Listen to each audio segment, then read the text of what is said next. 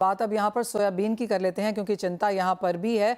हमारे साथ सिराज हुसैन जी जुड़ चुके हैं। सिराज जी नमस्कार। जिस तरह का मैं आपकी ट्वीट्स पढ़ रही थी, आपका डेटा भी देख रही थी और क्लियरली यहाँ पर कुछ चिंता की बात तो नजर आती ही है।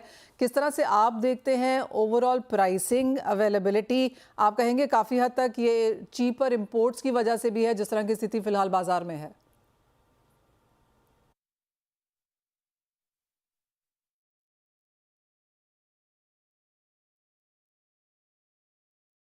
जाते हुए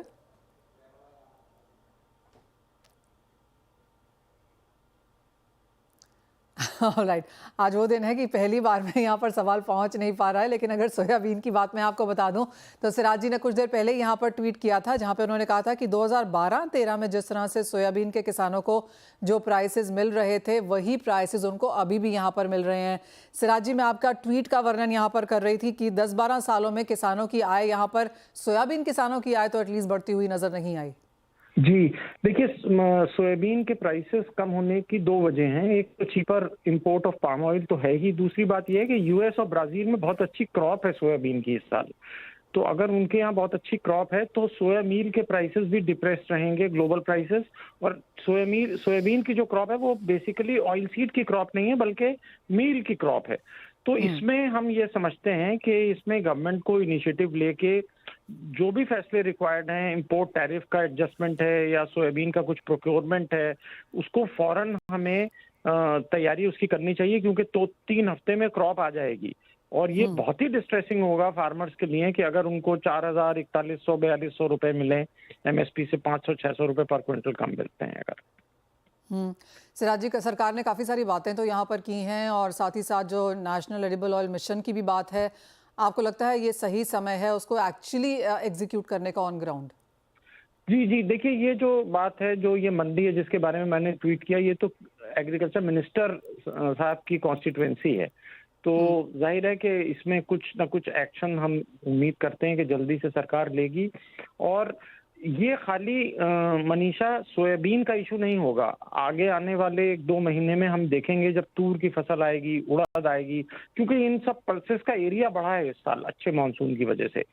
तो जब इनकी फसल आती है मार्केट में और अगर प्राइसेस एमएसपी के नीचे चले गए या हैंडसम प्राइसेस नहीं मिलेंगे तो ये फार्मर्स के लिए एक बहुत ही बुरा सिग्नल होगा।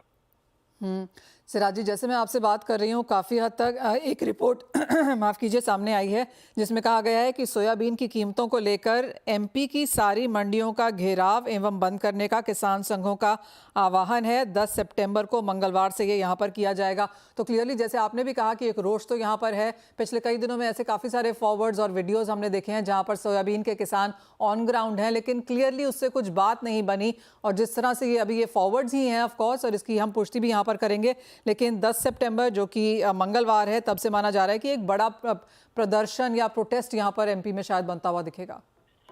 जी, मुझे लगता है गवर्नमेंट फौरन कुछ ना कुछ एक्शन लेगी। इसके लिए एम्पावर्ड ग्रुप ऑफ मिनिस्टर है, वो उसको चेयर करते हैं। तो टैरिफ एडजस्टमेंट और असल में we need a much more agile policy making in current times. Siraj ji, आपने ये भी कहा कि सिर्फ सोयाबीन नहीं, काफ़ी दूसरी प्रोडक्ट्स में, दूसरी कमोडिटीज़ में भी ये चिंता देखने को मिल सकती है। तो कहाँ पर आपकी नज़र है? जिस तरह का मॉनसून रहा है, क्लियरली सोइंग के नंबर्स तो काफ़ी बेहतरीन हैं। क्या आपको लगता है आगे जाके सरकार को और करने की ज़रूरत है? नहीं, देखिए तूर की फसल आएगी और उड़द की फसल आएगी, मूंग की फसल आएगी। तो ये सारी क्रॉप्स ऐसी हैं जिनका एरिया इस साल बढ़ा है। तो फार्मर्स ने बहुत अच्छा सिग्नल इसको लेते हुए एरिया इसका बढ़ाया और अब वो ये उम्मीद करेंगे कि उनको एक हैंडसम प्राइस मिलना चाहिए। आप देखिए कि पल्सेस के एरिया में 7.3% का इंक्रीज है पिछले साल से। तो फार्मर्स की ये एक्सपेक्टेशन है कि क्योंकि साल भर प्राइसेस बहुत हाई रहे हैं, तो जब अब उनकी फसल आती है तो उनको भी उसका फायदा होगा, ये उनकी उम्मीद है।